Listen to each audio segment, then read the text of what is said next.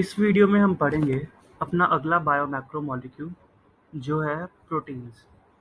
Proteins are polypeptides. तो इन्हें polypeptides क्यों कहते हैं?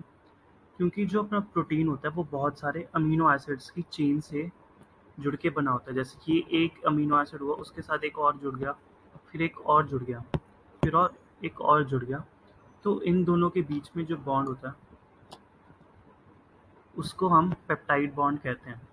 तो ऐसी अगर बहुत बड़ी लंबी चेन होगी उसमें बहुत सारे पेप्टाइड बॉन्ड्स होंगे, इसलिए प्रोटीन्स आर पॉलीपेप्टाइड्स। अगली लाइन में दिया भी हुआ है कि these are linear chains of amino acids linked by peptide bonds as shown in the figure 9.3. Each protein is a polymer of amino acids. मतलब प्रोटीन बहुत सारे अमीनो एसिड से जुड़कर बना होता है। As there are 20 types of amino acids. अब starting में हमने पढ़ा था कि अमीनो एसिड्स बहुत तरह के होते हैं, लेकिन जो अमीनो एसिड्स प्रोटीन की फॉर्मेशन करते हैं वो सिर्फ 20 टाइप्स के होते हैं। Example: alanine, cysteine, proline, tryptophan, lysine etcetera. A protein is a heteropolymer and not a homopolymer. अब हीट्रोपॉलीमर का क्या हुआ मतलब? हीट्रोपॉलीमर का मतलब ये हुआ कि जो प्रोटीन मॉलिक्यूल होगा वो ऐसा नहीं होगा कि एक ही अमीनो एसिड पूरे चेन बना रहा है। कि मान लो कि एक amino acid A amino acid है, तो जो प्रोटीन मॉलिक्यूल है वो सारी चेन ही ए अमीनो एसिड से बनी हुई है।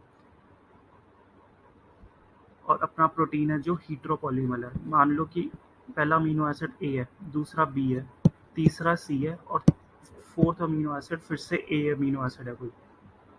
तो इसका मतलब ये हीट्रोपॉलीमर है, होमोपॉलीमर नहीं है। A homopolymer has only one type of monomer repeating n number of times. तो आप देख भी सकते हो कि A amino acid n number of times repeat होगा। The information about the amino acid content is important, as later in your nutrition lesson you will learn that certain amino acids are essential for our health and have to be supplied through our diet. अब कुछ amino acids वो होंगे जो कि हमारी body खुद बना सकती है, मतलब कि वो नॉन एसेंशियल अमीनो एसिड्स होंगे। लेकिन कुछ अमीनो एसिड्स वो होंगे जो हमारी बॉडी नहीं बना सकती और हमें वो बाहर से लेने पड़ते हैं। अब कई बच्चों को ये मिसकंसेप्शन होता है कि एसेंशियल और नॉन एसेंशियल में ये होता है कि नॉन एसेंशियल वाले अमीनो एसिड्स हमें नहीं चाहिए होते। हमें दोनों टाइप्स ऑफ अमीनो एसिड्स चाहिए होते हैं, पर नॉन एसेंशियल वाले वो होते हैं जो हमारी बॉडी खुद बना लेती है। Hence, dietary proteins are the source of essential amino acids. तो एक्सटर्नल सोर्स लगेगा हमें अपने essential amino acids को कंज्यूम करने के लिए। Therefore, amino acids can be essential or non-essential. The later are those which our body can make, while we get essential amino acids through our diet or food. तो ये हुआ essential और non-essential के बीच का difference. लेकिन essential और non-essential दोनों amino acids ही हमें चाहिए होते हैं। Proteins carry out many functions in the living organisms. Some transport nutrients across the cell membrane. हमने cell the unit of life chapter में भी पढ़ा था कि जो कैरियर प्रोटीन्स होते थे वो ट्रांसपोर्ट फैसिलिटेशन में भी हेल्प करते थे और एक्टिव ट्रांसपोर्ट में भी हेल्प करते थे। तो यही फंक्शन यहाँ पे भी बताया गया है। सम फाइट इन्फेक्शियस ऑर्गेनिजम्स, जो अपनी एंटीबॉडीज होती हैं वो भी एक तरह का प्रोटीन ही होती है। सम आर हॉर्मोन्स, इंसुलिन का एक एग्जांपल आप ले सकते हो कि वो भी प्रोटीनेशियस हार्मोन है। Some are enzymes.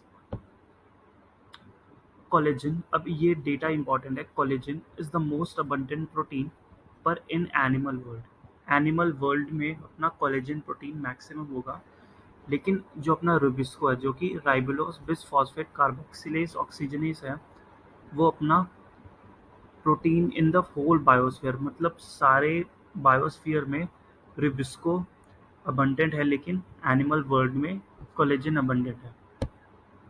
उसके बाद यहाँ पे हमें एक टेबल दिया गया है जिसमें हमें प्रोटीन मॉलिक्यूल्स दिए हुए हैं और उसके आगे उनका फंक्शंस बताया गया है।